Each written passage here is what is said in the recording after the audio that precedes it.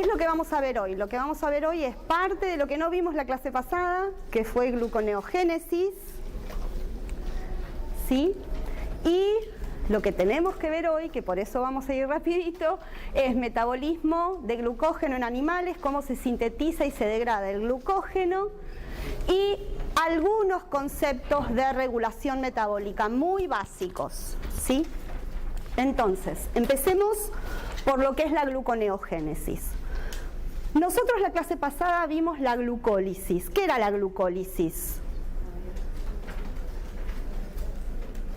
Silencio. De transformación de la glucosa en piruvato. En piruvato. ¿En cuántos pasos? En 10 pasos. Entonces, la glucólisis es la ruta metabólica por la cual la glucosa se degrada hasta piruvato. Y en ese proceso vimos que eran 10 pasos, de los cuales ¿cuántos eran irreversibles y cuántos eran reversibles? 3 Reversibles y 7 son reversibles.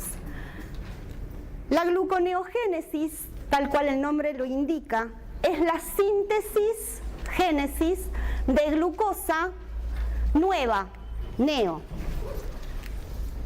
Bien, si la glucólisis tiene 10 pasos y algunos de ellos son reversibles, la célula puede utilizar esos pasos reversibles para sintetizar glucosa a partir de piruvato. No así los pasos irreversibles. ¿Está bien? ¿Por qué es importante sintetizar glucosa? Porque algunos tejidos de nuestro organismo funcionan únicamente utilizando la glucosa como fuente de energía. Estos son el sistema nervioso central, la médula renal, los testículos, eritrocitos y los tejidos embrionarios. Nosotros guardamos el exceso de glucosa formando ¿qué? ¿Cómo se guarda la glucosa? ¿En forma de qué? De glucógeno. Pero el glucógeno, las reservas de glucógeno de todo el organismo se pueden gastar en un día. Todo el glucógeno que nosotros almacenamos en el hígado y en el músculo lo podemos gastar en un día. ¿Sí? Si no tenemos más glucógeno, tenemos la necesidad de sintetizar esa glucosa de nuevo. ¿Cuáles son los tejidos en los cuales se puede sintetizar glucosa? En el hígado, en la corteza renal y en el intestino delgado. Estos 3 tejidos son los encargados de abastecer de glucosa al resto del organismo cuando las reservas de glucosa no existen más. Entonces, vamos a ver cómo es que el hígado principalmente es el que es capaz de sintetizar esa glucosa. ¿A partir de qué se sintetiza esa glucosa? Esa glucosa se va a sintetizar a partir de precursores que no son hidratos de carbono, que puede ser lactato, que es el lactato proveniente, por ejemplo, de la fermentación láctica en el músculo, aminoácidos, por la degradación de proteínas de la dieta o proteínas del músculo, a partir del glicerol, que es el que proviene de la hidrólisis de triacilglicéridos de las células adiposas, y esto lo hacen los animales. Y las células en germinación, las semillas en germinación son capaces de sintetizar glucosa de nuevo a partir de citrato, isocitrato, alfa-acetoglutarato, succinil-CoA, succinato, etc.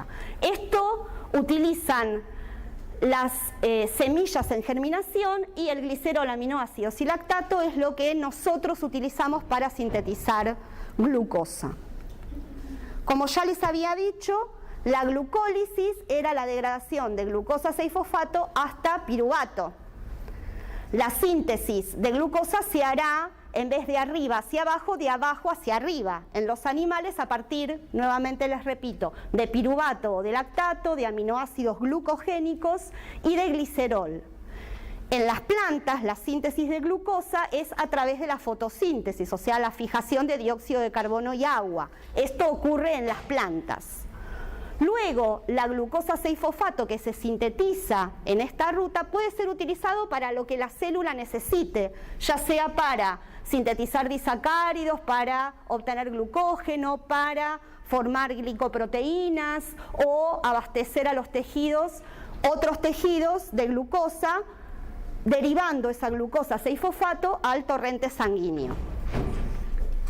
Nosotros vamos a ver lo que es la gluconeogénesis en mamíferos, ¿sí?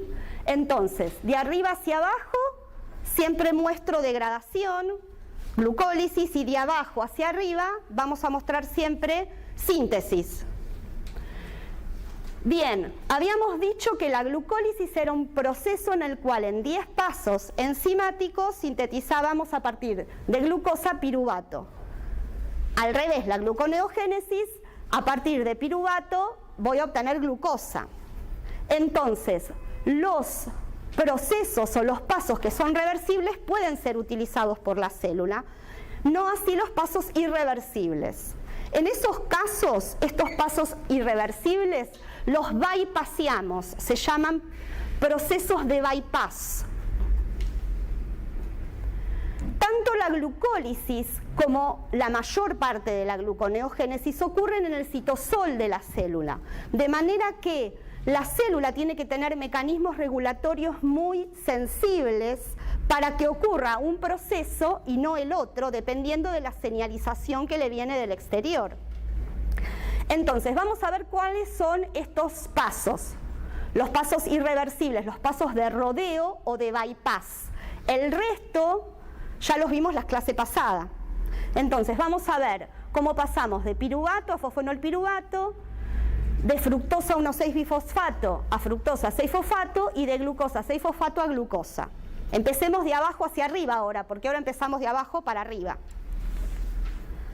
Bien. En el paso de fosfoenolpiruvato a piruvato, la enzima que actuaba en la glucólisis era la piruvatoquinasa. La piruvatoquinasa necesitaba de magnesio, de potasio como cofactor y era una fosforilación a nivel de sustrato, se obtenía ATP. Esto es muy distinto para pasar de piruvato a fosfoenolpiruvato. En este camino necesitamos la actividad de dos enzimas, la piruvato carboxilasa y la fosfoenolpiruvato carboxiquinasa. Primero se sintetiza oxalacetato y se gasta ATP, y luego también se gasta GTP y se pasa de oxalacetato a fosfoenolpiruvato. Este caminito de piruvato a fosfoenolpiruvato va a variar un poco, no mucho, si se parte de piruvato o si se parte de lactato. Recuerden que de lactato a piruvato, ¿cuál era la enzima que actuaba? La fermentación láctica, ¿cuál era? Lactato deshidrogenasa. Y para pasar de alanina a piruvato es muy sencillo, hay transaminasas en la célula que desaminan a la alanina y se obtiene directamente piruvato. O sea que tener alanina o tener piruvato para la célula es lo mismo, no hay gasto energético.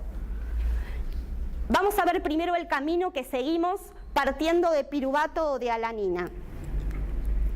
Primero lo que ocurre es que el piruvato que se encuentra en el citosol de la célula entra en la mitocondria. O sea que este caminito no ocurre en el citosol, ocurre en la mitocondria. Entonces el piruvato entra en la mitocondria, hay transportadores de piruvato en la mitocondria. Luego la enzima piruvato carboxilasa carboxila al piruvato con gasto de ATP para formar oxalacetato. Y esta reacción ocurre teniendo biotina como cofactor. En realidad es como coenzima. La biotina es una coenzima que transporta dióxidos de carbonos activados. Y esto, recuérdenlo, la biotina transporta dióxido de carbonos activados. Lo que hace esta molécula es activar al carbonato que está en la matriz mitocondrial y hace que se transfiera un carbono a la molécula del piruvato y se forma oxalacetato con gasto de ATP en la matriz mitocondrial. Luego el oxalacetato, por acción de la malato deshidrogenasa que se encuentra en la matriz mitocondrial, pasa a formar malato. Este es un paso del ciclo del ácido cítrico, que vamos a ver la clase que viene. Entonces, de oxalacetato pasamos a formar malato, y fíjense que NADH hay bastante dentro de la mitocondria. Entonces, NADH pasa a NAD y se obtiene malato.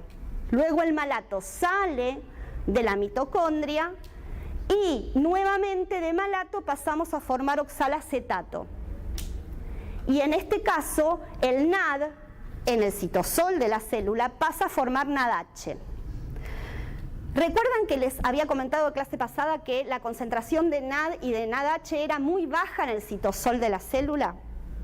Entonces, para la glucólisis, ¿qué necesitábamos? ¿Qué poder reductor necesitábamos? NAD. De NAD obteníamos NADH, pero ahora necesitamos sintetizar glucosa, o sea que ahora necesitamos NADH, no NAD. El NADH es necesario para que actúe la gliceraldehído 3-fosfato deshidrogenasa, que es uno de los pasos reversibles de la glucólisis, porque necesitamos ir de abajo hacia arriba ahora necesitamos NADH. Como hay poco NADH en el citosol de la célula, este caminito lo que hace es como si se transportaran NADHs que hay muy abundantes en la matriz mitocondrial, desde la matriz hacia el citosol de la célula. ¿Me siguieron? Bien, entonces, miren todo lo que hay que hacer, 2 pasitos solos para pasar de piruvato a oxalacetato. Piruvato entra a la matriz, pasa a formar oxalacetato con gasto de ATP, luego se oxida el NAD, se forma malato y el malato sale de la mitocondria y pasa a formar oxalacetato en el citosol de la célula. ¿Y ahora qué falta? De oxalacetato tengo que pasar a formar fosfoenolpiruvato. Esta reacción en el citosol de la célula la cataliza la fosfoenolpiruvato carboxiquinasa. Esta enzima también gasta un equivalente de alta energía, GTP. Gastar GTP es lo mismo que gastar ATP. Y se descarboxila el oxalacetato y el mismo carbono que entró, el mismo dióxido de carbono que entró, es el mismo que sale del oxalacetato y se forma fosfoenolpiruvato. Para este pasito, para pasar de formar de piruvato fosfoenolpiruvato, gastamos ATP y GTP. ¿Sí? Gastamos 2 equivalentes de muy alta energía, pero en realidad esto lo gastamos por 2, porque necesitamos 2 piruvatos para formar glucosa. ¿Sí? O sea que gastamos 2 ATPs y 2 GTPs. Ya tenemos fosfoenolpiruvato. El otro, digamos, precursor que teníamos que considerar en este paso era si teníamos lactato, ¿sí? Entonces, acá les muestro lo mismo que vimos recién, ¿sí? Partiendo de piruvato. De piruvato, el piruvato entra, de piruvato pasa a formar oxalacetatos, hay una carboxilación, se gasta ATP, luego de oxalacetato pasa a formar malato, malato sale, y es como acá se transportaran NADHs de la mitocondria al citosol. Pero si parto de lactato, lo que ocurre es que para formar piruvato ya se forma directamente el NADH en el citosol. Entonces el caminito es un poquito distinto. La célula sensa ya sabe que ya tiene el NADH en el citosol de la célula. Entonces lo que ocurre es que este piruvato entra en la matriz, se forma oxalacetato con la misma enzima, la piruvato carboxilasa, y el paso de oxalacetato a fosfoenolpiruvato es exactamente igual que antes, pero en vez de ocurrir en el citosol ocurre en la mitocondria, ¿sí? Con la fosfoenolpiruvato carboxiquinasa, que es una isoenzima que está en la matriz mitocondrial. Y luego sale el fosfoenolpiruvato para que continúe la síntesis de la glucosa. Entonces, Partiendo de piruvato, partiendo de lactato, ya sabemos cómo llegar al fosfoenolpiruvato. El otro paso, que era irreversible en la glucólisis, era el pasaje de fructosa 6-fosfato a fructosa 1,6-bifosfato. Este paso lo catalizaba la fosfofructoquinasa 1. Aquí también se gastaba una ATP. El paso opuesto lo va a catalizar esta enzima, la fructosa 1,6-bisfosfatasa, y en este caso es una hidrólisis, ¿sí? No es que se obtiene la ATP que se gastó en la síntesis de fructosa 1,6-bifosfato. ¿Me explico? Es una simple hidrólisis. Es una reacción irreversible en condiciones celulares y, por supuesto, también, como la mayoría de las enzimas glucolíticas, necesita magnesio como cofactor. Bien, ya llegamos a tener fructosa 6-fosfato y el primer paso era el catalizado con las exoquinasas, era el otro que era irreversible en la glucólisis. Entonces, en la glucólisis de glucosa a glucosa 6-fosfato actuaba la exoquinasa con gasto de ATP. Acá nuevamente es una hidrólisis que la cataliza la glucosa 6-fosfatasa y no se sintetiza ATP. Si es una hidrólisis de la glucosa 6-fosfato. Esta enzima es muy particular y solo se ubica en los hepatocitos, o sea, en los tejidos en realidad donde ocurre la gluconeogénesis.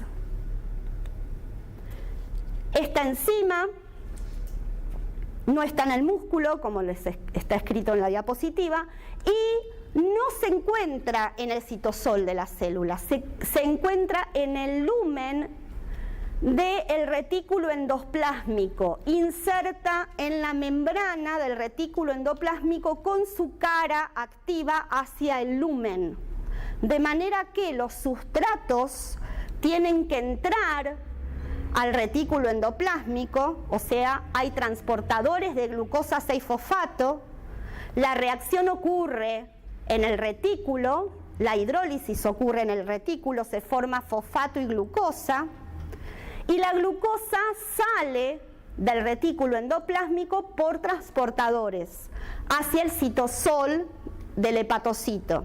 ¿Me siguen? Bien, esta glucosa que se forma en el hepatocito es la que luego va a salir al torrente sanguíneo para abastecer de glucosa al resto de los tejidos. Una pregunta, en el citosol del hepatocito, ¿no está la exoquinasa que fosforila la glucosa? O sea, si yo tengo glucosa en el citosol del hepatocito, ¿por qué esta glucosa, que en estas condiciones puede salir del hepatocito, no es captada por la exoquinasa para ser fosforilada? ¿Se les ocurre?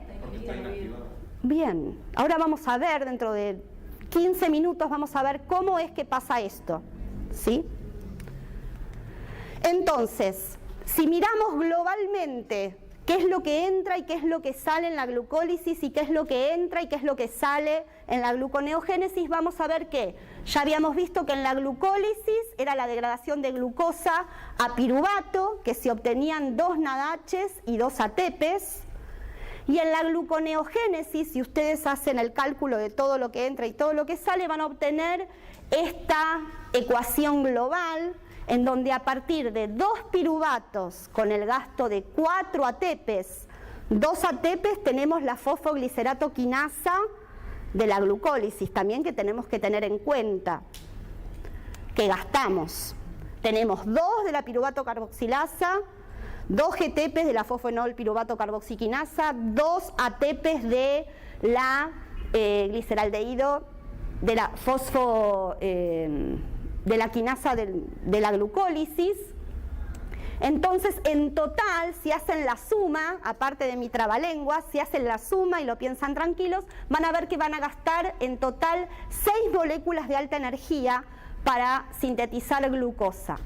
La gluconeogénesis, así como la glucólisis, son dos procesos globales irreversibles per se, que en ellos existen pasos que son reversibles, pero globalmente son irreversibles, y la gluconeogénesis es cara, pero es esencial porque si no, no pensaríamos, por ejemplo.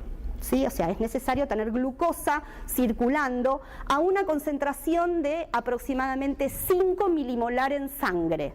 Eso es lo que nuestro organismo tiene que regular, tener una concentración de glucosa en sangre de aproximadamente 5 milimolar. Y eso lo hace el hígado, principalmente. Bien, entonces, ya vimos esto, vimos.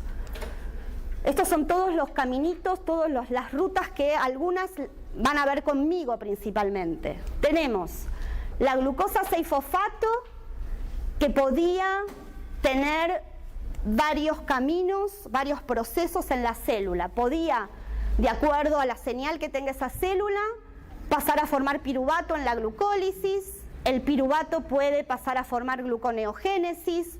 El piruvato puede pasar a lactato en la fermentación láctica, o en condiciones aeróbicas puede pasar a formar acetil-CoA, seguir su ruta, ciclo del ácido cítrico, etc. También la glucosa 6-fosfato puede formar pentosas y otros azúcares en la ruta de las pentosas fosfatos, pero vamos a ver ahora cómo hace la glucosa 6-fosfato para pasar a formar glucógeno, y el glucógeno cómo hace para pasar a formar glucosa 6-fosfato. Entonces, vamos a ver el metabolismo del glucógeno en animales. Recuerden que cuando tenemos, y esto lo vimos la clase pasada, una acetona que reacciona con un alcohol, esto pasaba a formar un hemiacetal, ¿sí? Esto lo que hacía es que se formaran las piranosas y las furanosas en los azúcares que se ciclan, pero a su vez este oxidrilo anomérico que se forma puede reaccionar, o este carbono anomérico que se forma puede reaccionar nuevamente con otro alcohol, con otro grupo alcohólico que puede ser de otro azúcar, para formar una unión acetálica. Estas uniones acetálicas son las uniones glucosídicas. Las uniones glucosídicas en las células se forman y se hidrolizan enzimáticamente, ¿sí? Por ejemplo, fíjense, tenemos una glucosa alfa de glucopiranosa con la unión hemiacetálica, y esta es otra glucosa, fíjense, beta, porque está el oxidrilo para arriba, beta de glucopiranosa, y este hemiacetal puede reaccionar con este alcohol y se puede condensar y formar esta unión glucosídica, esta unión acetálica. Esta unión acetálica, fíjense que tiene estas características. Esto es alfa, ¿sí? Esto es alfa o beta. Este es el extremo reductor de este disacárido. ¿Por qué es el extremo reductor? Es el extremo que reacciona, porque es el extremo que puede estar en equilibrio con su forma abierta. Recuerden que si los oxidrilos acetálicos pasaban a formar partes de ésteres o de uniones glucosídicas, esto no puede estar en equilibrio con la forma abierta. Esto vendría a ser el extremo no reductor de este disacárido, y este es el extremo reductor de este disacárido. ¿Reductor por qué? Porque este aldehído puede reaccionar con otra cosa, reducir otra cosa y el oxidarse. Por eso hablamos de azúcares reductores. Esto lo van a ver muy bien en el trabajo práctico de azúcares, ¿sí? Pero quédense con este concepto. Este es el extremo reductor y este es el extremo no reductor. Cuando hablamos de polisacáridos hablamos de cientos de estas uniones, cientos de estas uniones acetálicas. Naturalmente podemos encontrar polisacáridos que sean homopolisacáridos, o sea, polisacáridos formados por un solo monosacárido, la unión de un solo monosacárido, como es el glucógeno, por ejemplo, pero el glucógeno no es lineal, el glucógeno es ramificado. En la naturaleza encontramos homopolisacáridos lineales, ramificados y también heteropolisacáridos. Los heteropolisacáridos se forman por la unión de disacáridos o de trisacáridos y también pueden ser lineales o ramificados. El tamaño de los polisacáridos que existen en la naturaleza, o sea, el peso molecular, en realidad no es único, es variable. Vamos a encontrar polisacáridos que tienen entre 100.000 y 150.000 unidades de monosacáridos. Distinto ocurre con las proteínas. Las proteínas tienen un único peso molecular. ¿Y esto ocurre por qué? Porque las proteínas se sintetizan sobre un molde. Los polisacáridos no se sintetizan sobre moldes. Las enzimas están en la célula, en el citosol, vamos a ver, y van a formar uniones glucosídicas o romper uniones glicosídicas de acuerdo a la necesidad que tiene esa célula, ¿sí? O si necesitan el polisacárido de una manera estructural, por ejemplo, como la celulosa, ¿sí? No tiene un tamaño único. La estructura del almidón la van a ver en el trabajo práctico. Hoy van a ver que voy a pasar algunas diapos sin comentársela. No quiere decir que no la sepan, quiere decir que la van a ver generalmente en el trabajo práctico o que las pueden mirar solitos, ¿sí? Entonces, vamos a ver bien lo que es la estructura del glucógeno. El glucógeno es un homopolisacárido de reserva, o sea que se utiliza para reservar energía, y es un glucano. Los glucanos son polisacáridos formados únicamente por glucosas.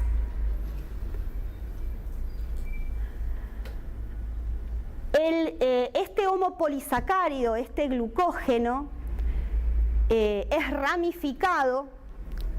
Las uniones entre las glucosas son alfa, fíjense, alfa 1, 4. ¿Lo ven? Alfa 1, 4, alfa 1, 4. Y las ramificaciones son alfa 1, 6. Y la periodicidad en que van a tener estas ramificaciones va a ser cada 8 a 12 residuos de glucosas. Cada 8 o 12 residuos de glucosas voy a tener una ramificación. Lo que se ve en el microscopio, son hepatocitos, ¿sí? Son hepatocitos. Y estos gránulos, esto que se ve, no es una única molécula de glucógeno, ¿sí? Lo que se ve al microscopio son rosetas beta. Las rosetas beta, y ahora viene una seguidilla tipo trabalengua, las rosetas betas están compuestas por 20 a 40 partículas de rosetas alfa. Las rosetas alfa están formadas por 20 a 40 partículas beta, y las beta tienen 55.000 unidades de glucosa aproximadamente, y dentro de estas rosetas alfa también vamos a encontrar a las enzimas que sintetizan el glucógeno, que degradan el glucógeno, y las enzimas que regulan a las enzimas que degradan y sintetizan el glucógeno. ¿Me expliqué? Está todo dentro de esa partícula de glucógeno. Bien. ¿Dónde se guarda el glucógeno? El glucógeno se guarda en el hígado. El 10% el peso del hígado es glucógeno, y el 2% del músculo esquelético es glucógeno. Si uno hace la cuenta de un organismo entero, parecería como que el músculo guarda más glucógeno que el hígado, pero no es así, porque tenemos más músculo que hígado, ¿sí? En realidad el hígado es el que guarda más glucógeno por unidad de masa, digamos. ¿Qué diferencia hay entre el hígado y el músculo? El hígado guarda ese glucógeno, pero lo hace para mantener la homeostasis de glucosa en el organismo, en tanto que el músculo lo hace para sus propias necesidades. El hígado va a sintetizar y a degradar glucógeno en base a las necesidades de otro, y el glucógeno va a sintetizar y degradar ese glucógeno en base a sus necesidades. A mí me gustaría ser hígado, o sea, ser solidario, no me gustaría ser ser músculo y ser egoísta. Pero bueno, hay de todo en este mundo. Los dos cumplen sus funciones, ¿está bien? Entonces, el glucógeno se degrada en un proceso que vamos a denominar glucógenolisis y se va a sintetizar en un proceso que vamos a denominar glucógenogénesis. Génesis, síntesis, lisis, degradación. Entonces, vamos a ver primero cómo se degrada el glucógeno. Para degradar el glucógeno necesitamos la actividad de 3 enzimas. La primera es la glucógeno fosforilasa. La segunda es una enzima desramificante y la tercera es una fosfoglucomutasa. Ahora vamos a ver cada una de ellas cómo es que actúa. La glucógeno fosforilasa lo que cataliza es una fosforólisis, no una hidrólisis. Y tiene como cofactor a este compuesto PLP que se denomina piridoxalfosfato. Lo que ocurre es que la fosforilasa ataca extremos no reductores del glucógeno. El glucógeno tiene muchos extremos no reductores. Todos los polisacáridos naturales tienen un solo extremo reductor y todas las ramificaciones van a terminar siendo no reductoras. La fosforilasa ataca a un extremo no reductor, rompe la unión glicosídica e incorpora directamente este fosfato. Fosfato hay en una alta concentración en el citosol de la célula.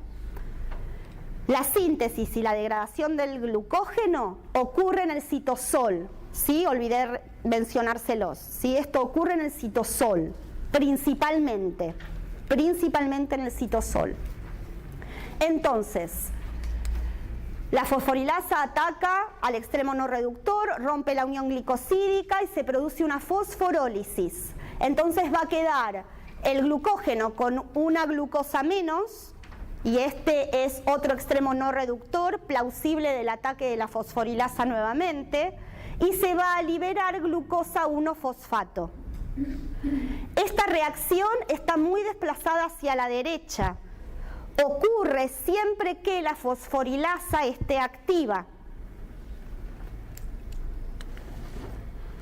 ¿Por qué es tan importante que la fosforilasa produzca una fosforólisis y no una hidrólisis?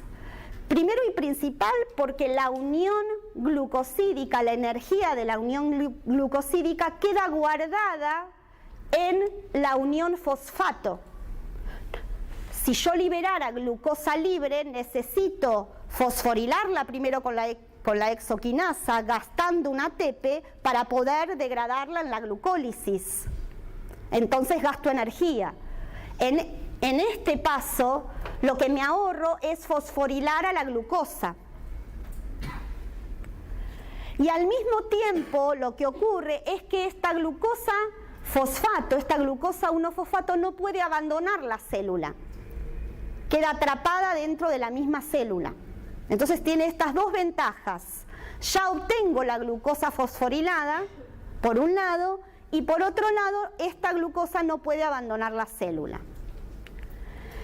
El piridoxalfosfato, que es el cofactor de la fosforilasa, lo van a ver en la fosforilasa y lo van a ver también mucho este cofactor cuando vean degradación de aminoácidos.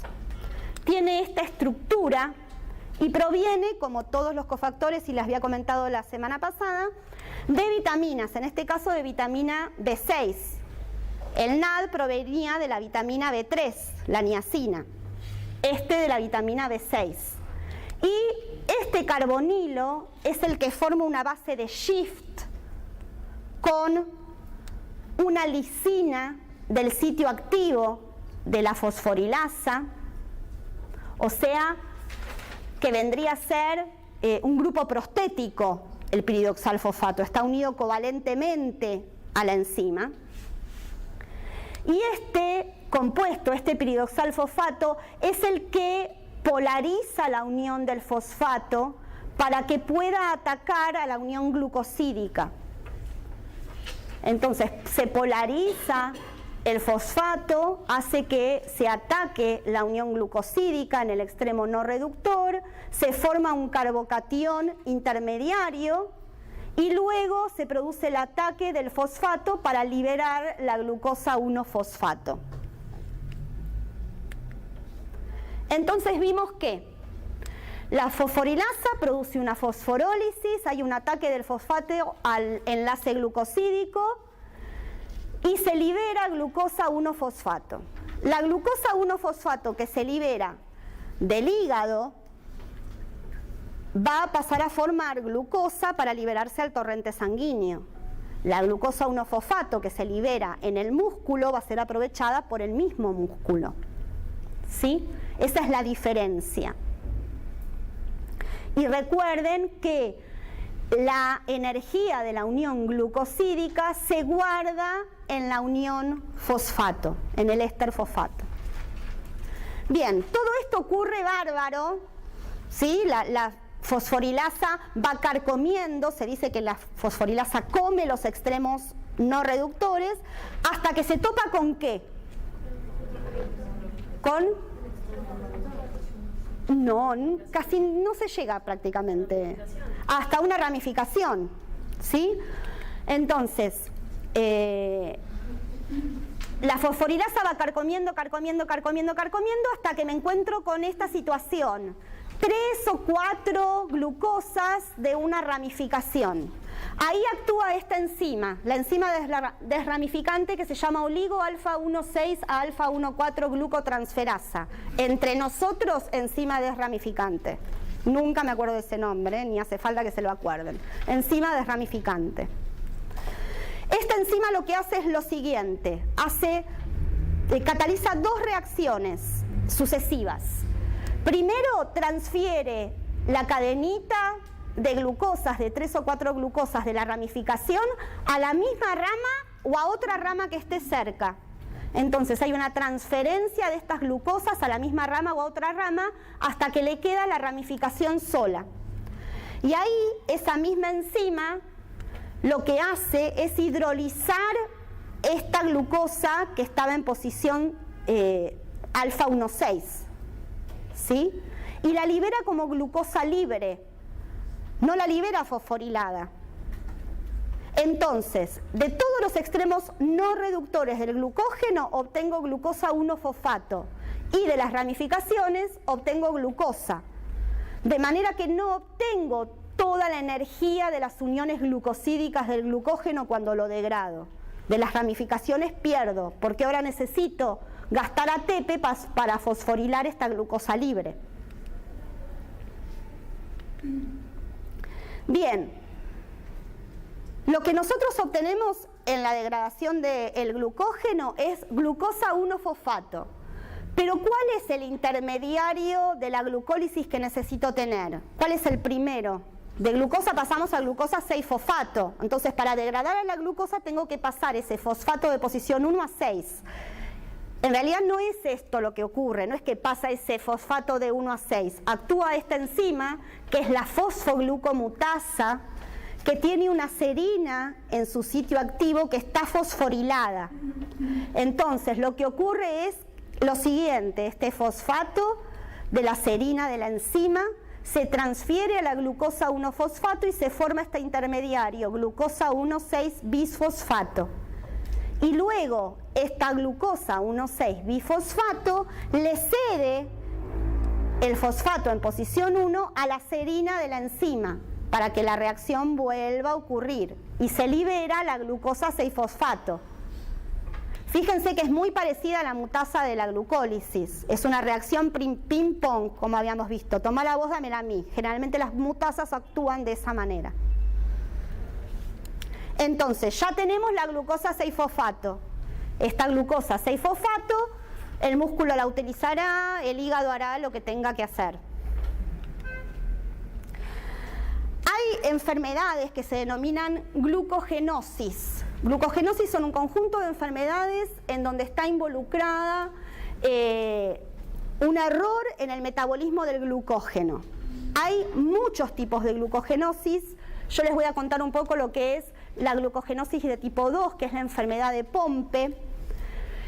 La enfermedad de Pompe se produce porque hay ausencia de esta, la alfa-1,4-glucosidasa, que es la enzima desramificante lisosomal.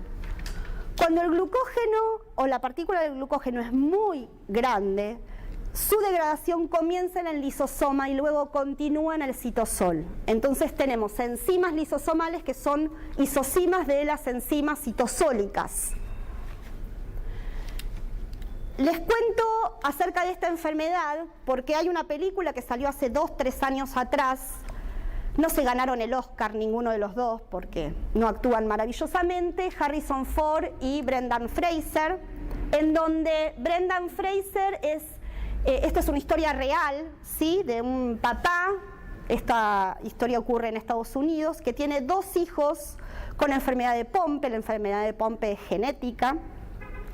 Y se pone en contacto con Harrison Ford, que es científico, lo tienen que ver a Harrison Ford de científico, y él estudia, mírenla, estudia cómo solucionar, y lo soluciona en parte, el problema que tiene Brendan Fraser con sus hijos. Así que mientras estudian síntesis y degradación de glucógeno, se pueden juntar a mirar la película. Ya les digo, no es maravillosa, pero van a entender muchas cosas. Estudien primero, así después hacen cine-debate y debaten acerca de la síntesis y degradación del glucógeno con la película. Medidas extraordinarias. Okay. No sé si está en Netflix, no lo sé. No lo sé, pero bueno. Bien, entonces ya vimos cómo se degrada el glucógeno. Veamos cómo se sintetiza el glucógeno. De la misma manera que habíamos hablado que se necesitaban 3 procesos enzimáticos para la degradación, acá también se necesitan 3 pasos para la síntesis del glucógeno. Primero actúa una enzima que es la UDP-glucosa pirofosforilasa, y la pirofosforilasa es necesaria para sintetizar UDP-glucosa, porque la UDP-glucosa es el sustrato que va a utilizar la siguiente enzima, ya sea la glucogenina o la glucógeno-sintasa, para ir formando las uniones glucosídicas. Acá tenemos que formar unión glucosídica, no romperla, ¿sí? Y finalmente, si la glucogenina y la glucógeno-sintasa forman uniones glucosídicas, tenemos que tener una enzima que me forme las ramificaciones, o sea, una enzima ramificante. Entonces vamos a ver estas 3 actividades cómo ocurren. Primero dijimos que tenemos que tener UDP-glucosa, o sea que tenemos que tener un nucleótido azúcar, así se denominan, nucleótidos azúcares.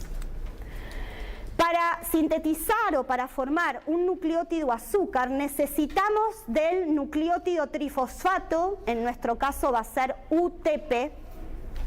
Necesitamos el nucleótido trifosfato, necesitamos el azúcar fosforilado en la posición anomérica, en nuestro caso sería glucosa 1-fosfato.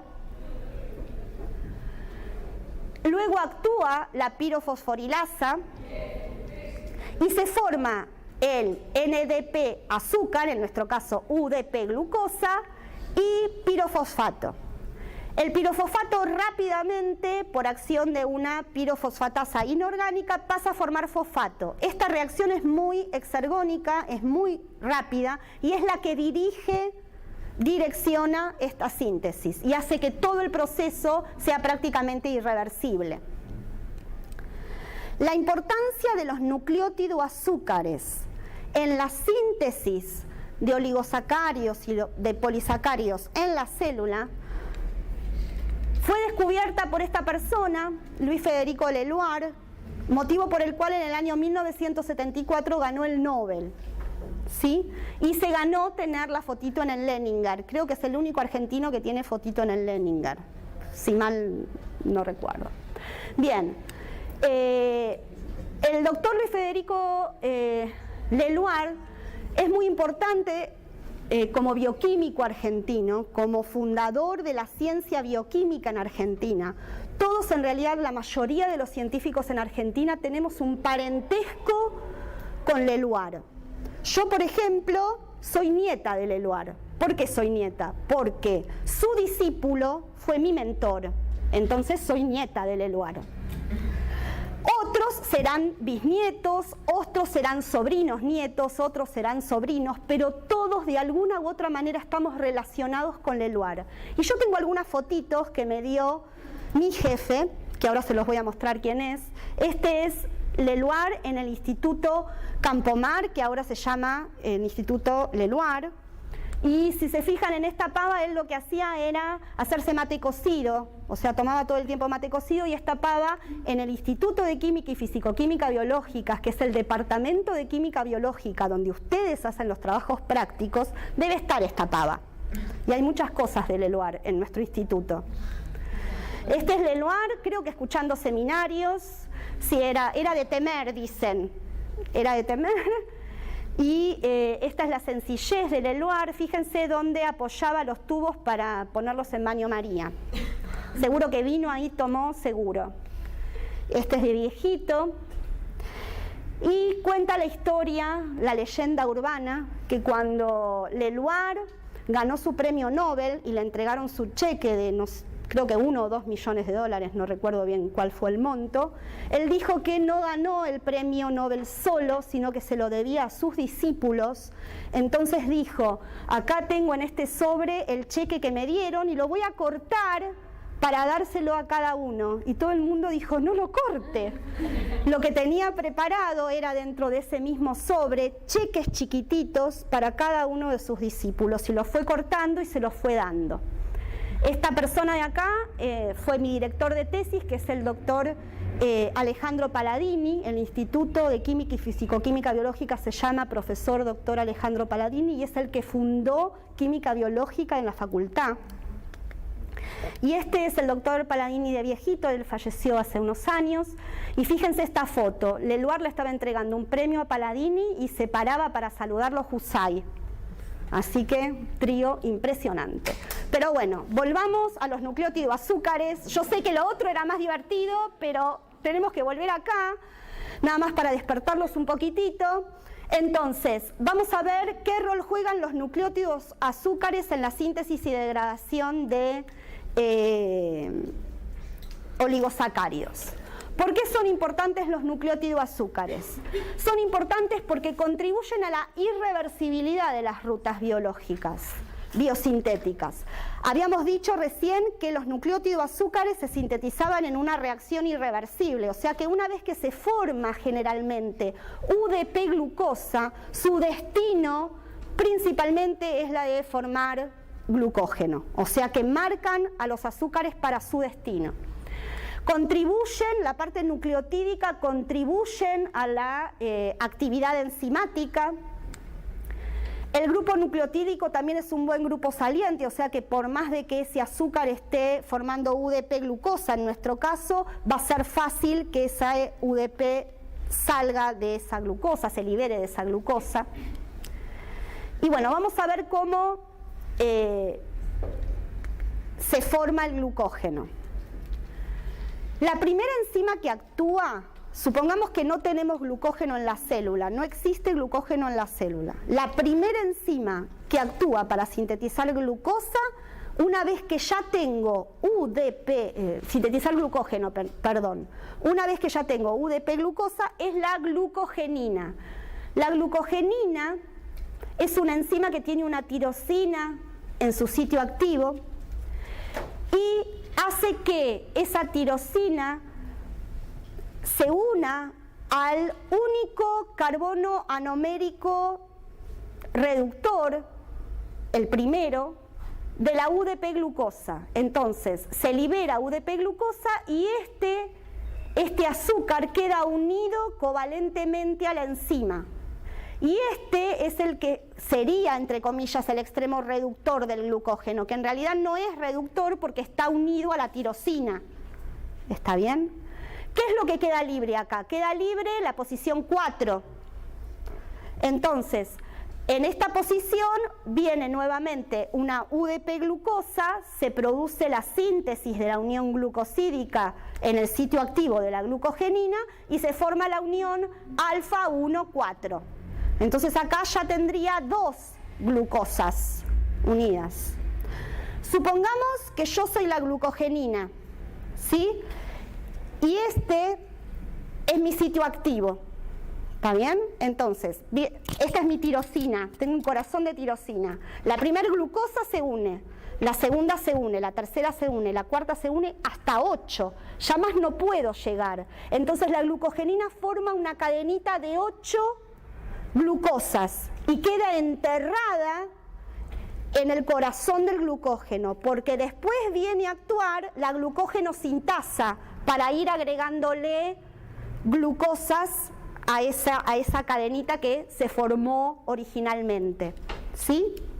Una pregunta, ¿se sí. agregan en el 4 porque es así específica esa enzima que los agrega? Esa enzima es alfa 1,4 y la sintasa también. Hay otras enzimas que sintetizan otro tipo de azúcares que forman otro tipo de uniones. ¿Sí? Entonces, supongamos que ingerimos, tenemos una ingesta rica en glúcidos, tenemos glucosa circulando en el torrente sanguíneo, tanto en el músculo como en el hígado vamos a formar glucosa 6-fosfato. ¿Sí? Vamos a atrapar esa glucosa, la vamos a formar glucosa 6-fosfato. Para sintetizar UDP-glucosa necesito tener glucosa 1-fosfato, si es que necesito sintetizar glucógeno. Entonces, ahí actúa la fosfoglucomutasa. La fosfoglucomutasa cataliza la reacción de ida y de vuelta para tener ya sea glucosa 1-fosfato o glucosa 6-fosfato. Entonces, una vez que tengo la glucosa 1-fosfato, ¿qué es lo que va a pasar? La pirofosforilasa va a formar UDP-glucosa. Una vez que tengo UDP-glucosa, ¿qué va a actuar primero? La glucogenina. Entonces la glucogenina va a formar 8 cadenitas de glucosa, una cadenita de glucosa de 8 unidades, y luego va a actuar la glucógeno sintasa agregándole más glucosas. ¿Hasta cuándo? ¿Va a ser lineal el asunto? No. Hasta que sea necesario tener una ramificación. Una vez que la cadena es lo suficientemente larga, actúa la enzima ramificante o enzima ramificador del glucógeno, que tiene todo este nombre, o sea, enzima ramificador del glucógeno. Y lo que va a hacer es lo siguiente: esta enzima va a romper la unión glucosídica primero de aproximadamente 6 a 7 residuos del extremo no reductor y va a traslocar, va a mover esa cadenita 3 o 4 azúcares anteriores en la misma rama o en otra rama en la que encuentre para formar la unión alfa 1,6 de la ramificación. Las ramificaciones en el glucógeno son muy importantes porque le brindan mayor solubilidad al no estar tan compacto y las ramificaciones hacer las ramificaciones modifican la estructura de alfa hélice de las cadenas lineales de glucosa. Al romper eso hacen que sea más fácil de solubilizar y a su vez el aumento de extremos no reductores lo que hacen es facilitar la síntesis y la degradación del glucógeno. Cuanto más extremos no reductores tengas, más fosforilasas van a poder carcomer ese extremo o más glucógeno sintasas van a tener extremos para sintetizar glucógeno. ¿Me explico? Entonces, en realidad en la síntesis y en la degradación del glucógeno no es que actúa una fosforilasa y una sintasa. No, actúan varias. ¿Sí? Bien. Entonces, esta diapo la pueden mirar solos. Vamos a ver, sí. En el paso 2 actúa la glucogenina y la glucógeno sintasa. Para que actúe la glucógeno sintasa, primero, o sea, se separa la glucogenina. La glucogenina queda enterrada en el core, en el corazón del glucógeno. No se va la glucogenina, porque la primera glucosa queda unida covalentemente a la tirosina. Está ahí adentro, se queda ahí. Vamos a ver ahora algunos principios de regulación metabólica. Nosotros vimos hasta ahora 4 rutas nada más. Vimos la glucólisis, la gluconeogénesis, o sea, síntesis y degradación de glucosa, y vimos síntesis y degradación del glucógeno. Esos son 4 procesos nada más, pero en la ruta ocurren infinidad de procesos, o sea que la célula tiene que regular qué proceso ocurre, a qué velocidad, cuál frena o cuál activa. Y eso a mí me parece maravilloso. Vamos a ver cómo lo hace. ¿Y qué es el metabolismo? Esto ustedes ya lo saben, vamos a retomar algunos conceptos muy básicos. El metabolismo es un conjunto de transformaciones químicas que ocurren en un organismo para obtener energía de los nutrientes, por ejemplo, degradar glucosa, para convertir nutrientes en metabolitos o para sintetizar macromoléculas. Como metabolismo sabemos que existe un catabolismo que es oxidativo,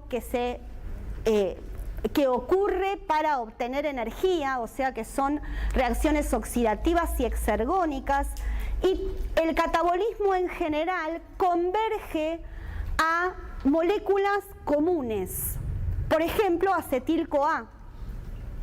Los ácidos grasos convergen a acetil-CoA, el piruvato, o sea la glucosa, también converge a acetil-CoA. Algunos aminoácidos también convergen a acetil-CoA, o sea que el catabolismo es convergente. Distinto es el anabolismo, que el anabolismo ocurre para sintetizar macromoléculas, necesita energía, ¿sí? No es convergente, es divergente y tiene productos finales distintos. Distinto es que necesite sintetizar un aminoácido o una proteína o sintetizar un ácido graso. O sea que el anabolismo es divergente. También existen dentro del metabolismo rutas que son anfibólicas. Una ruta anfibólica es una ruta catabólica y anabólica al mismo tiempo, como lo que vamos a ver con el ciclo del ácido cítrico. El ciclo del ácido cítrico es una ruta anfibólica. Y también existen reacciones anapleróticas, que son reacciones que ocurren para abastecer a los ciclos. Y también vamos a ver ejemplos cuando veamos el ciclo del ácido cítrico. El catabolismo y el anabolismo no ocurren de manera separada, ¿sí? El anabolismo necesita del catabolismo, ¿por qué? Porque necesita energía, ¿sí? Y necesita intermediarios. Entonces, estos dos, el catabolismo y el anabolismo, se conectan ya sea por los intermediarios o por el flujo energético que va a estar dado, ¿por qué? Por el ATP, que es producto del catabolismo, o el NADPH o el NADH, que también es producto del catabolismo. Cuando nosotros vimos catabolismo y anabolismo, vimos glucólisis, gluconeogénesis, glucogenólisis y glucogenogénesis.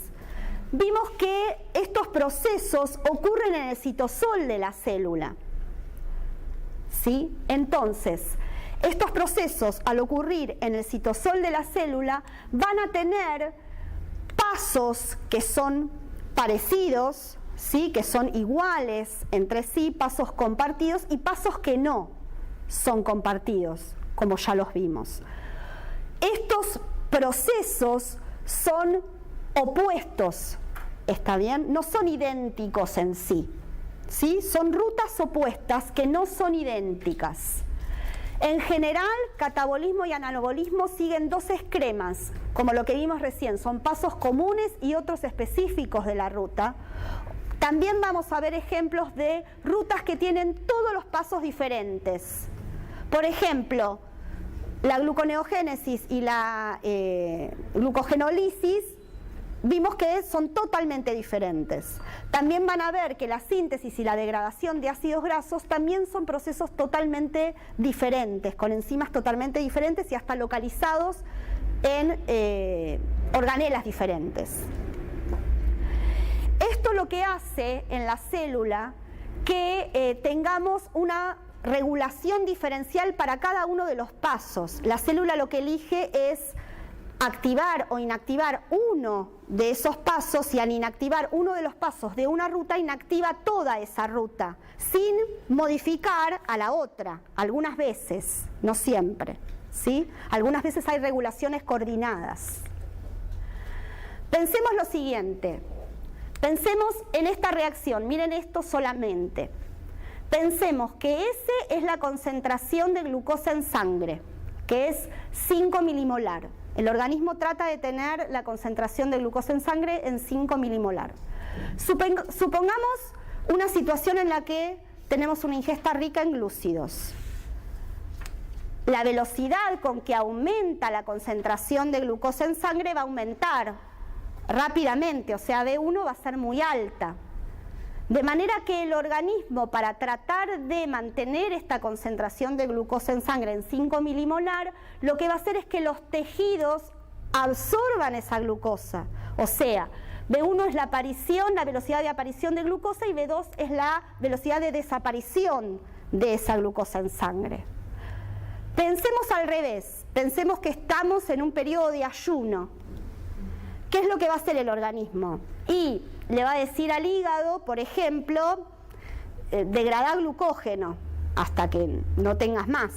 Entonces, B1 va a ser la velocidad de aparición, que sería la velocidad de degradación del glucógeno en el hígado y aparición de glucosa en sangre, y B2 también va a ser la velocidad en que los tejidos van a absorber esa glucosa que le proveyó el hígado.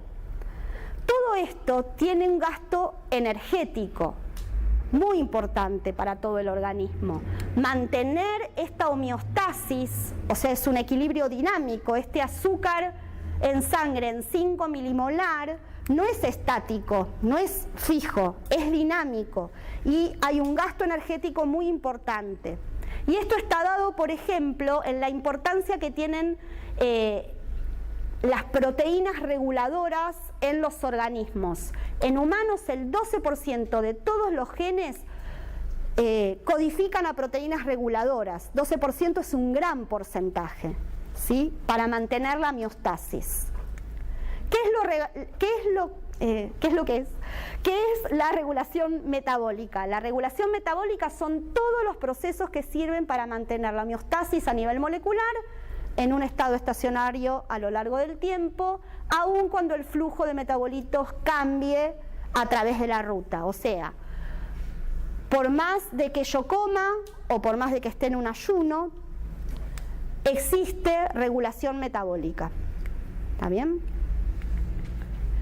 Los pasos reguladores tienen que frenar una ruta o activar una ruta.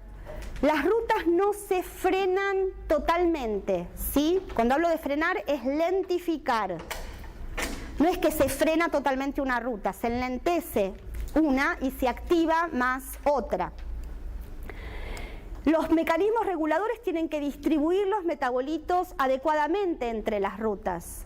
Porque, por ejemplo, la glucosa 6-fosfato tiene que saber qué ruta va a seguir, porque puede seguir ruta de las pentosas fosfato, o puede seguir glucólisis, o puede pasar a formar glucógeno, ¿sí? Todo esto lo hacen estos mecanismos reguladores.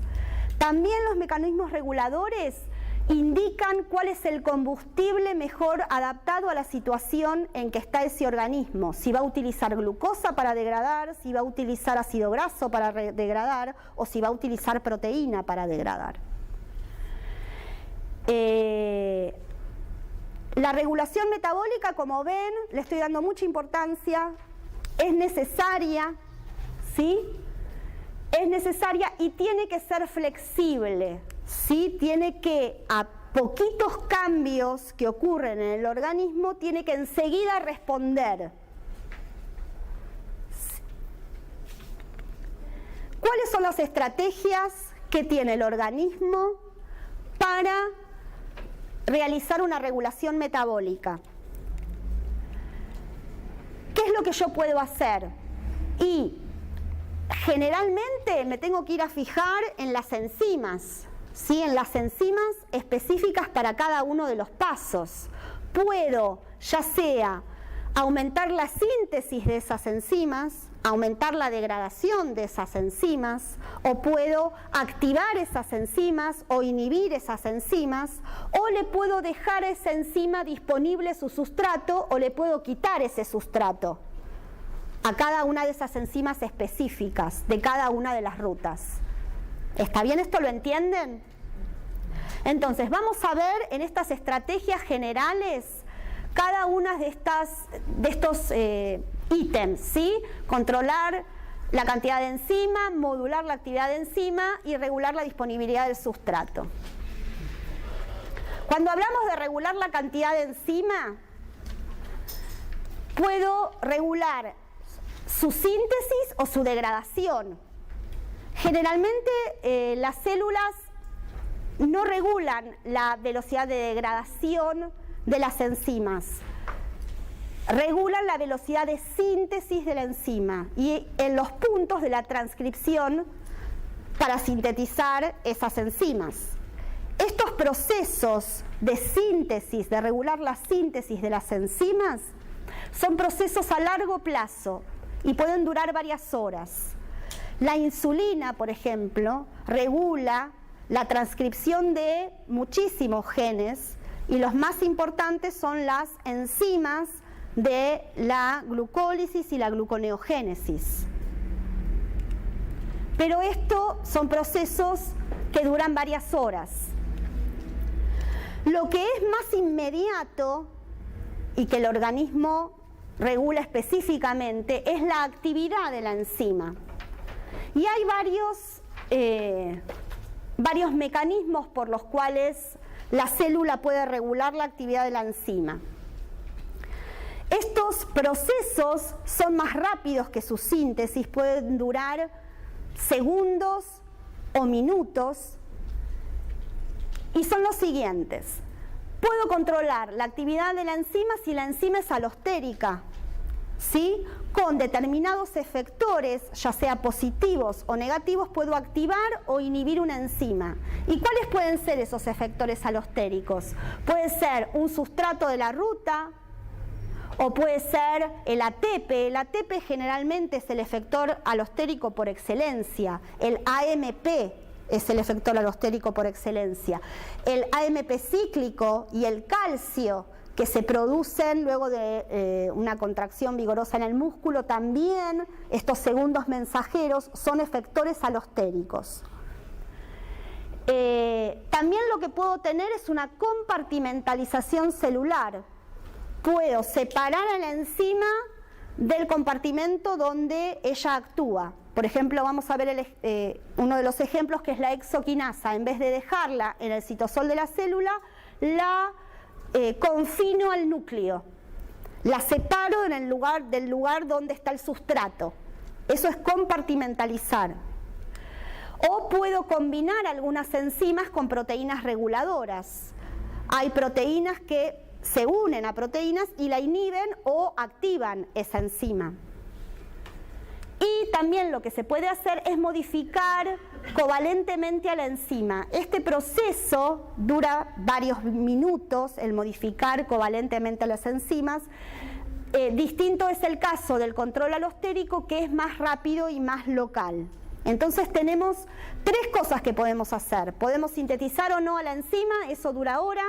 Podemos modificarla covalentemente, eso dura minutos. O podemos usar el efecto de un efector alostérico y eso dura segundos, ¿sí? Si queremos modificar covalentemente a la enzima, tenemos varias cosas que se pueden hacer o que ocurren en realidad. Se puede metilar la enzima, se puede acetilar la enzima, o se puede fosforilar la enzima, fosforilar y desfosforilar, que eso es lo que vamos a ver nosotros. Cuando una enzima sufre modificación covalente por fosforilación, siempre va a existir una proteína quinasa con gasto de ATP.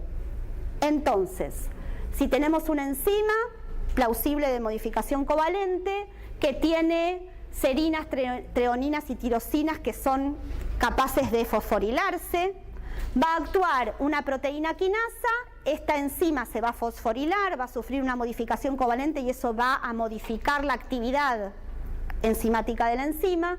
Y siempre también va a existir una proteína fosfatasa, porque esto tiene que ser reversible, ¿sí? Tengo que activarla o desactivarla, o, ¿sí? Tener una cuestión reversible.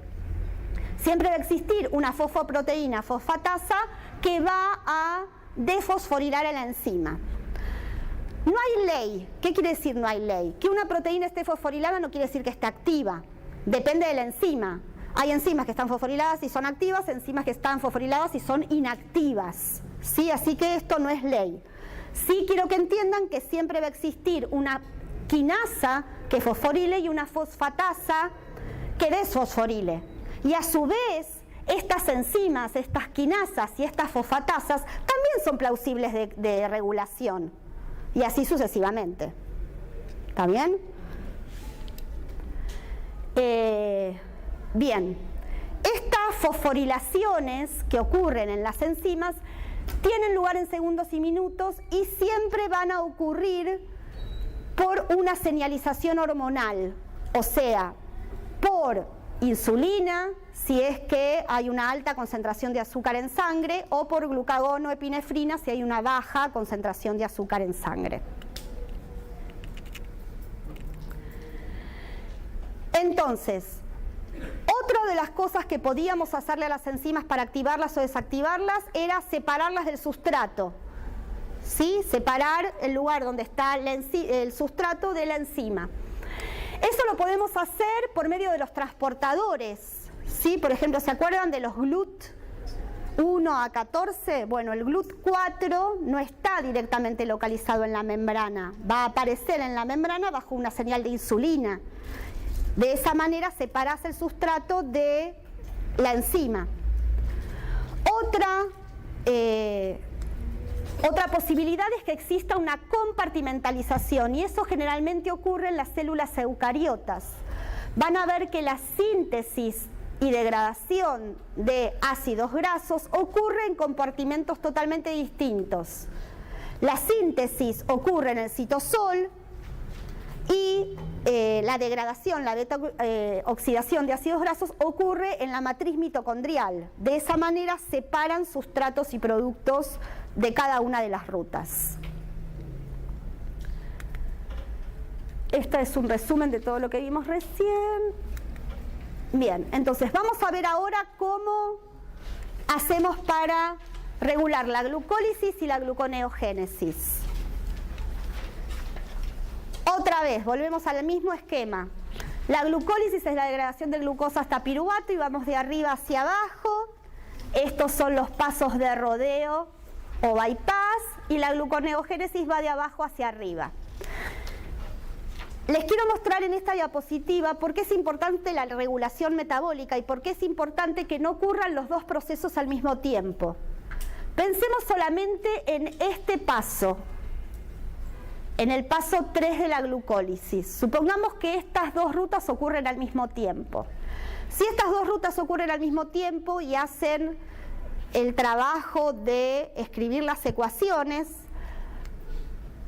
van a ver que la ecuación final de esto, si ocurre al mismo tiempo, es que solamente se degrada ATP.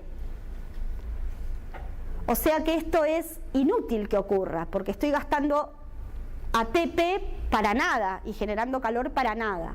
A estos ciclos que se denominan ciclos inútiles o se denominan ciclos de sustrato son las reacciones que siempre están lejos del equilibrio y son los puntos de regulación de las rutas. Entonces, si queremos ver cómo se regula la glucólisis y la gluconeogénesis, tenemos que fijarnos específicamente en estos pasos o ciclos inútiles. Entonces vamos a ver cómo se regula la hexoquinasa, cómo se regula la fosfofructoquinasa 1 y cómo se regula la piruvatoquinasa. ¿Qué tipo de regulación sufren? Si sufren desregulación alostérica, si hay una regulación covalente, etcétera. ¿Sí? Vamos a aplicar ejemplos de lo que vimos recién en las rutas que ya ustedes vieron. Empecemos con la hexoquinasa. La hexoquinasa habíamos dicho que era una enzima, que era tipo un Pac-Man, ¿sí? Que unía glucosa, cerraba el Pac-Man, se producía la fosforilación, salía la glucosa 6-fosfato. Hexoquinasa es ubicua, existe, está presente en todas las células, en todos los tejidos. La diferencia de las hexoquinasas en los diferentes tejidos es, en cuanto a su actividad, es cinética. Existen 4 hexoquinasas, 4 isocimas de la hexoquinasa en los humanos. La isocima 1, 2, 3 y 4. Cuando hablamos de isocimas, hablamos de enzimas que catalizan la misma reacción, pero no son idénticas, no son iguales. Es diferente su localización, es diferente su secuencia, ¿sí? No son exactamente iguales, pero catalizan la misma reacción.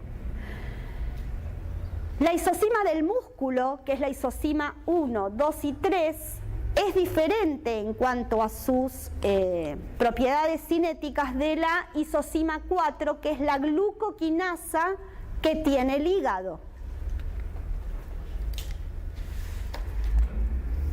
En los miocitos tenemos las isocimas 1, 2 y 3. Estas hexoquinasas tienen una elevada afinidad por glucosa y se encuentran generalmente siempre trabajando a velocidad máxima, ¿sí? Siempre están semisaturadas a una concentración de glucosa de 0,1 milimolar. Si están semisaturadas a concentración de 0,1 milimolar, a una concentración de glucosa en sangre de 5 milimolar, siempre están trabajando a velocidad máxima. Estas hexoquinasas son enzimas alostéricas y se inhiben con una alta concentración de glucosa 6-fosfato, o sea, son inhibidas por producto. Eso solo ocurre con las hexoquinasas del músculo. Distinto es lo que ocurre con la glucoquinasa o la hexoquinasa 4, que es específica para glucosa en el hígado, en los hepatocitos. La glucoquinasa tiene baja afinidad por glucosa, o sea, solo está semisaturada a 10 milimolar. Miren qué buena que es, le deja toda la glucosa a las hexoquinasas 1, 2 y 3. Es buena. No es inhibida por producto, no es inhibida por glucosa 6-fosfato y está regulada reversiblemente por una proteína reguladora y es atrapada en el núcleo. Tanto la glucosquinasas 1, 2 y 3 como la 4 están reguladas a nivel de transcripción. Las dos, las 4 en realidad, ¿sí? Fíjense lo siguiente, si miramos este gráfico de actividad enzimática en función de la concentración de glucosa, habíamos dicho que la hexoquinasa estaba semisaturada a 0,1 milimolar de glucosa. Fíjense que la actividad de la hexoquinasa 1 sigue una función hiperbólica, a 5 milimolar ya trabaja a velocidad máxima, en tanto que la glucoquinasa del hígado sigue una función sigmoidea y recién a 10 milimolar empieza a estar saturada totalmente o trabajando a velocidad máxima, ¿sí? Les dije recién que la glucoquinasa está atrapada en el núcleo y está unida a una proteína reguladora. Y este es el motivo por el cual cuando yo les pregunté y habíamos visto la gluconeogénesis y les dije, la glucosa sale del retículo endoplásmico y va al citosol. Y yo les dije, ¿y dónde está la exoquinasa del hígado? La exoquinasa del hígado está en el núcleo. ¿Sí? En ese momento está en el núcleo. Entonces, supongamos que este es un capilar. Por acá viaja la glucosa. Esta es la membrana plasmática, este es el hepatocito y este es el núcleo del hepatocito. Luego de una ingesta rica en glucosa, la concentración de glucosa se iguala inmediatamente en el citosol del hepatocito y el torrente sanguíneo por los transportadores GLUT. Al entrar glucosa en el hepatocito, la glucosa lo que hace es entrar al núcleo, separa a la exoquinasa de su proteína reguladora y hace que la exoquinasa pueda salir del núcleo, fosforilar a la glucosa y producirse la glucólisis en el hepatocito. Cuando la concentración de glucosa disminuye, la concentración de fructosa 6-fosfato en relación a la concentración de glucosa en sangre aumenta. La fructosa 6-fosfato entra al núcleo, activa la proteína reguladora y hace que esta proteína reguladora atrape a la exoquinasa.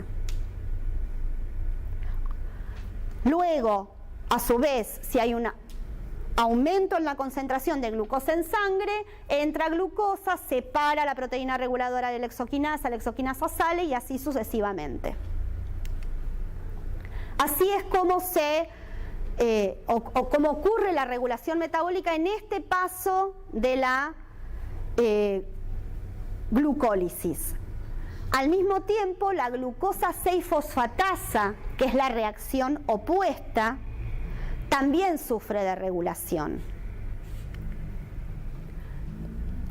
Eso es un capítulo aparte, ¿sí? Quédense con la idea que la glucosa 6-fosfatasa también sufre de regulación por calcio. Veamos qué pasa con el siguiente paso de la glucólisis, que era el otro ciclo inútil. El otro ciclo inútil era el catalizado por la fosfofructoquinasa 1. Esta es la fosfofructoquinasa 1. Esta enzima es un tetrámero que tiene 4 sitios activos, o sea que tiene sitios para la fructosa 6-fosfato, que es su sustrato, y tiene sitios para ATP, que también es su sustrato. Esta enzima catalizaba la reacción de fructosa 6-fosfato a fructosa 1,6-bisfosfato. Esta enzima sufre de regulación alostérica. Tiene sitios en donde varios efectores alostéricos van a poder actuar. El más importante, ¿cuál va a ser? ¿Cuál piensan antes de seguir? ¿Cuál sería un efector alostérico importante para esta enzima? El ATP. El ATP va a tener sitios de unión en el sitio activo porque es sustrato, pero aparte tiene sitios alostéricos. Lo que hace el ATP es inhibir a la enzima. ¿Entienden esto? Si hay ATP, no es necesario que ocurra glucólisis. Entonces, el ATP es un efector alostérico negativo de la fosfofructoquinasa 1.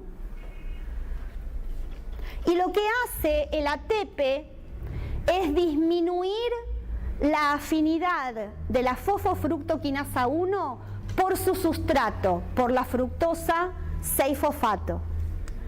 Si graficamos la actividad de la fosfofructoquinasa 1 en función de la concentración de la fructosa 6-fosfato, a alta concentración de ATP vemos que disminuye la actividad de la enzima porque disminuye la afinidad de la enzima por la fructosa 6-fosfato.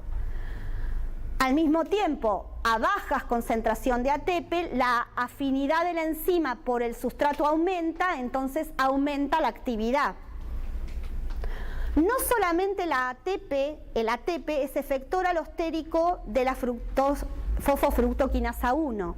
También existen otros efectores alostéricos.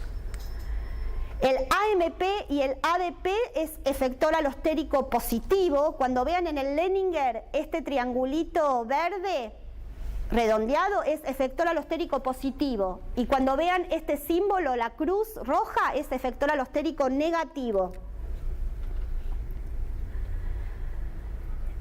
Entonces, el ATP es efector alostérico negativo. AMP y ADP es positivo. A su vez, si hay citrato en la célula, el citrato proviene de la degradación de ácidos grasos. Eso quiere decir que los ácidos grasos se están degradando y no es necesario que degrade glucosa. Entonces, el citrato cumple la función de un efector alostérico negativo de la fosfofructoquinasa 1. En realidad, aumenta el efecto inhibitorio del ATP. No es directo, aumenta el efecto inhibitorio del ATP. Y hay otro efector alostérico positivo que es muy importante, que es la fructosa 2,6-bifosfato. Y acá se van complicando las cosas, cada vez se complican un poquito más. Fíjense, la fructosa 2,6-bifosfato es efector alostérico positivo de la fosfofructoquinasa 1, pero la fosfofructoquinasa 1 cataliza la reacción de la formación de fructosa 1,6-bifosfato. Este efector alostérico es importante en el hígado.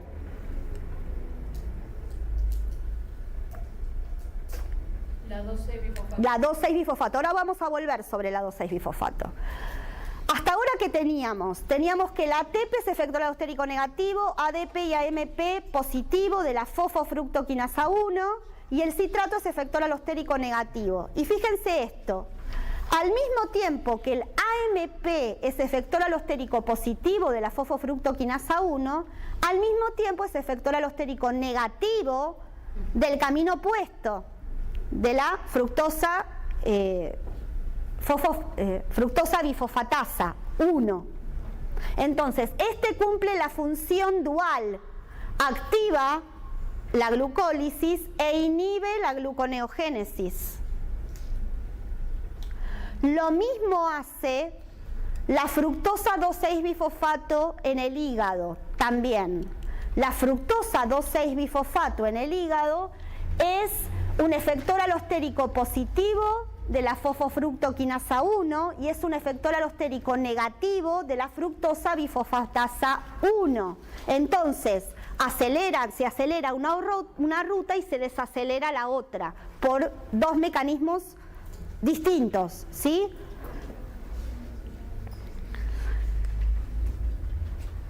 La fructosa 2,6-bifosfato es importante únicamente en el hígado. Y este compuesto se sintetiza de acuerdo a que esté circulando glucagón o insulina en sangre. Vamos a ver una diapo más nada más, una sola. Vamos a ver cómo se sintetiza la fructosa 2,6-bifosfato. Hagamos una analogía. La fructosa 1,6-bifosfato se sintetizaba por la fosfofructoquinasa 1 y se hidrolizaba por la fructosa bifosfatasa 1. Bueno, lo mismo acá. La fructosa 2,6-bifosfato se va a sintetizar por acción de una fosfofructoquinasa 2 y se va a hidrolizar por una fructosa bifosfatasa 2. El 1 y el 2 va a diferenciar si se fosforila la posición 1 o la posición 2. Para formar fructosa 2,6-bifosfato necesito ATP. Para hidrolizarlo no se forma, ¿sí? En la hidrólisis no se forma, de la misma manera que ocurría en el caso análogo. En este caso, en particular, esta enzima quinasa y esta fosfatasa son una única enzima, es un único polipéptido que tiene un dominio quinasa, un dominio fosfatasa y un sitio regulador. Ahora bien, si tengo fructosa 2,6-bifosfato, ¿qué quiere decir? Que tengo, ¿qué circulando? Glucosa, porque esto se sintetiza si hay glucosa circulando. Si hay glucosa circulando, ¿cuál es la hormona que está circulando en sangre? La insulina. O sea que la insulina debería activar a la fosfofructoquinasa 2 e inhibir a la fructosa bifosfatasa 2. Esta enzima bifuncional sufre modificación covalente. Si ustedes recuerdan, el glucagón desencadena fosforilaciones, ¿sí? La insulina al contrario. Entonces, si hay glucagón que desencadena fosforilaciones, esta enzima fosforilada debería ser inactiva. Inactiva para la glucólisis, o sea que debería estar activa la fosfatasa y no la quinasa. Cuando me escuchen después en el video lo van a entender. Veámoslo otra vez. Tenemos la enzima bifuncional, que es quinasa y fosfatasa, que está sujeta a regulación covalente. Si hay glucagón dando vuelta, quiere decir que no hay glucosa circulando en el medio. Va a haber aumento de AMP cíclico y voy a activar a la proteína quinasa y voy a fosforilar esta enzima bifuncional. Entonces, esta enzima bifuncional fosforilada va a tener activa su capacidad fosfatasa, porque tengo que inhibir a la glucólisis, porque no tengo glucosa circulando. Estamos hablando del hígado, ¿sí? Al revés, si hay insulina, quiere decir que hay glucosa, quiere decir que el hígado puede usar glucosa para glucólisis, entonces se va a desfosforilar y esta enzima disfuncional desfosforilada tiene activa la parte quinasa y se va a producir la glucólisis. Al mismo tiempo, estas enzimas quinasas y fosfatasas que modifican a esta enzima disfuncional también tienen otros efectores alostéricos, como por ejemplo la celulosa 5-fosfato. Celulosa 5-fosfato tenemos si hay glucosa, porque esta va a venir, y ya lo vamos a ver la clase que viene, va a venir de la ruta de las pentosas fosfato. Y todo se va poniendo difícil. ¿Está bien? Esto quiere decir que hay que estudiar. Traten de estudiar o de leer un poquito para la clase que viene, para entender mejor la ruta de las pentosas fosfatos y el ciclo del ácido cítrico. Y nos falta igual todavía ver la piruvatoquinasa, pero lo vemos la clase que viene. ¿Sí? Siempre les debo algunas diapos.